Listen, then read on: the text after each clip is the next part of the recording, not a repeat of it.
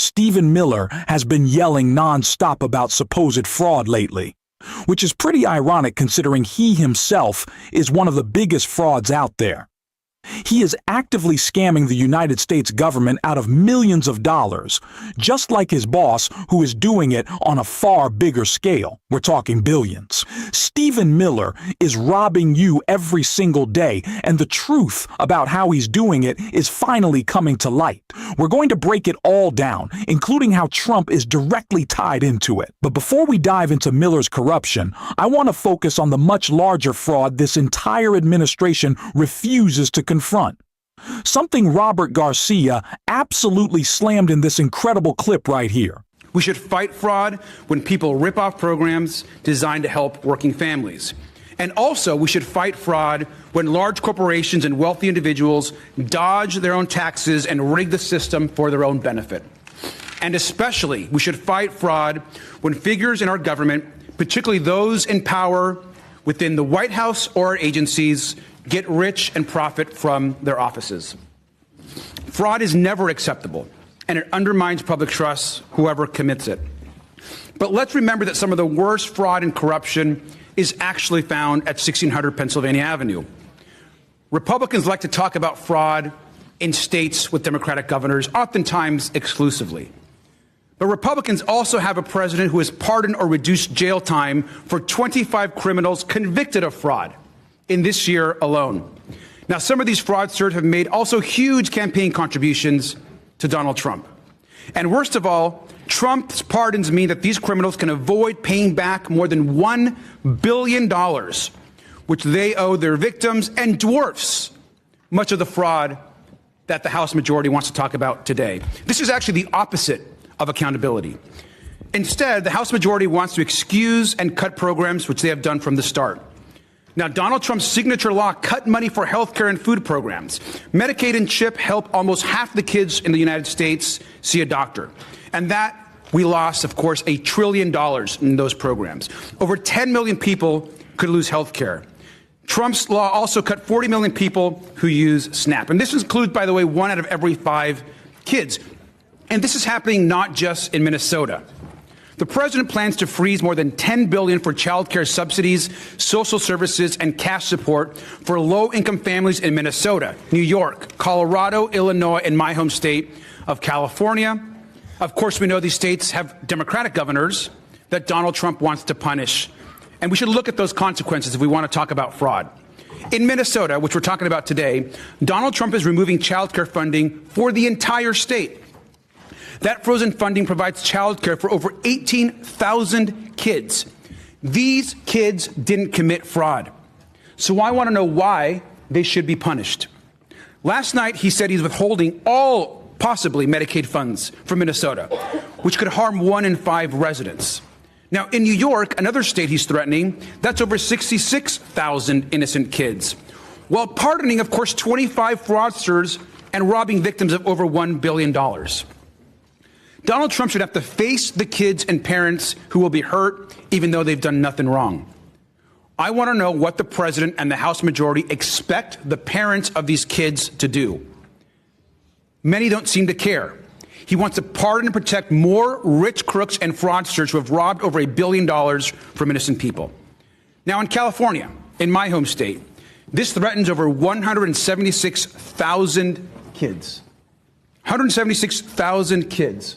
Well, he continues, of course, to pardon fraudsters and connected folks that have donated immense amounts of money to his campaign. Now, this hurts not just Democratic families, but Republican families. It's innocent kids, regardless of political party, who need child care. We are in an affordability crisis. Billionaires are ripping you off. Massive corporations are ripping you off. The military-industrial complex is ripping you off. But none of that fits the racist narrative Stephen Miller is desperate to sell. The little ghoul can't use any of that to attack people who don't look like him, so he ignores it. And honestly, thank goodness nobody looks like him, because is there anyone creepier in this administration than that pale little gargoyle? I'd say absolutely not. Yet somehow Stephen Miller's face is still plastered on TV yelling about fraud, and this clip is absolutely going to come back to haunt him. Worse than Yes, and even worse than that, you end up with what our founding fathers feared the most, which is that you have foreign immigrants who become advocates, not for this country, but the country that they left. So you see, replete throughout Somali politics in Minnesota is this constant concern about how to reorient U.S. politics around Somalia, and then using welfare fraud, pillaging the U.S. financial system to prop up a foreign country. So in this case, the U.S. becomes an object not of patriotism, but of plunder. And when you're talking about assimilation, two things matter enormously: the numbers and how different the cultures are. So the further away in culture you go and the larger in number you go, by definition, the greater challenge it poses to assimilation.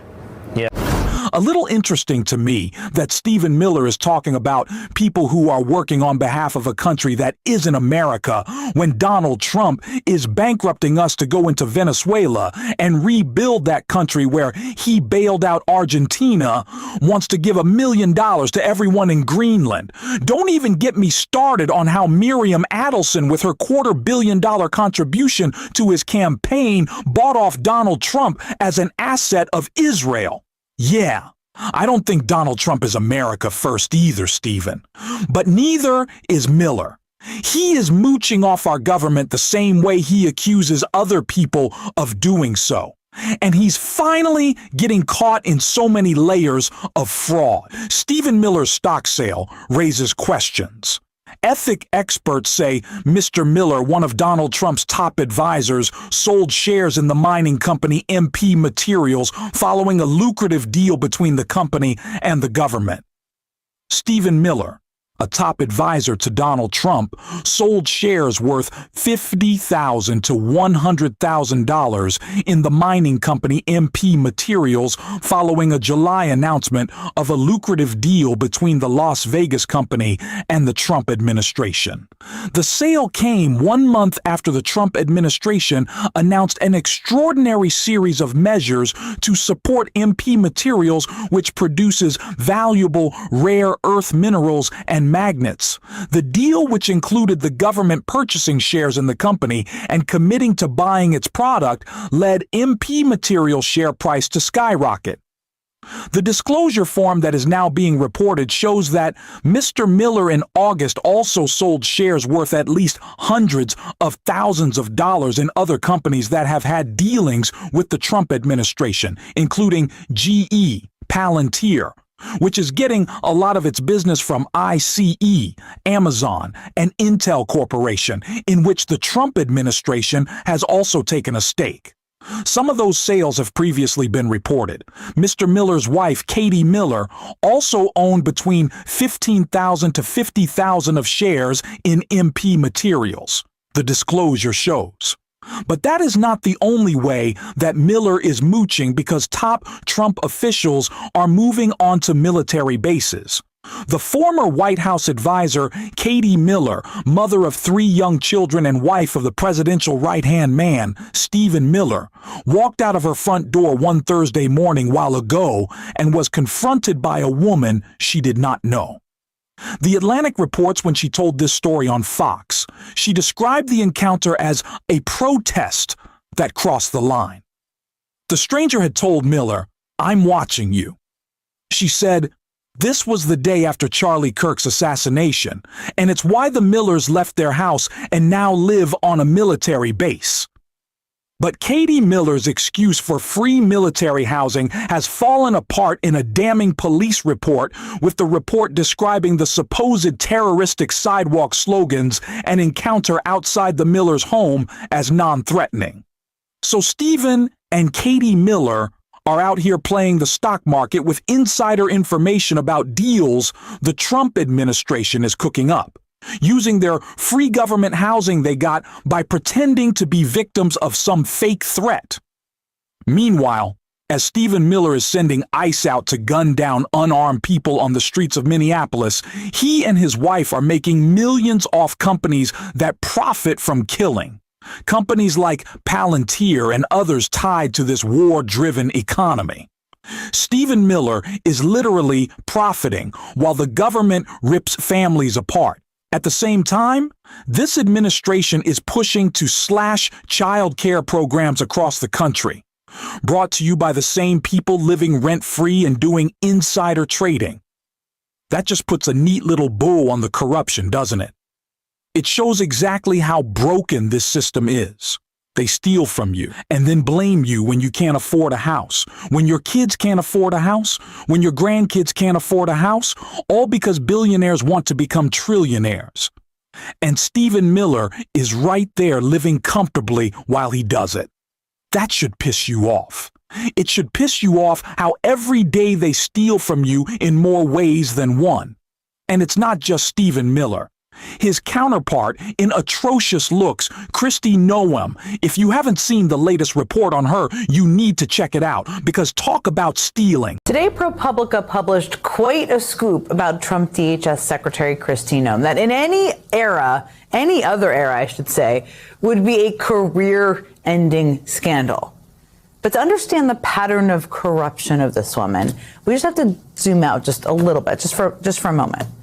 Because since Noem took over DHS at the beginning of the year, she's become known for appearing to be more obsessed with putting on various costumes than doing her actual job. I mean, she donned a bulletproof vest just to talk to her own agents. She wore a Customs and Border Patrol uniform on Fox News. And of course, she is constantly, and I mean constantly, throwing on a cowboy hat and riding horses. Always with plenty of cameras around to capture the moment.